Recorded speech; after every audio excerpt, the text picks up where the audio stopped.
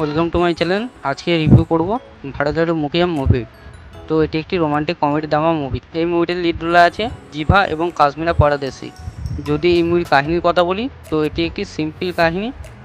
জিভা যে unsuccessful YouTuber এবং তাদের শহরে কাশ্মীরা এবং তার বোন আসে এবং জিভা কাশ্মীরা প্রেমে পড়ে যায় এবং জিভার প্রেম সফল হয় না অসফল হয় সেটা জন্য মুভিটা দেখতে হবে। যদি কথা বলি কমেডির কথা, তো এই মুভি আপনাকে হাসাতে সফল হবে।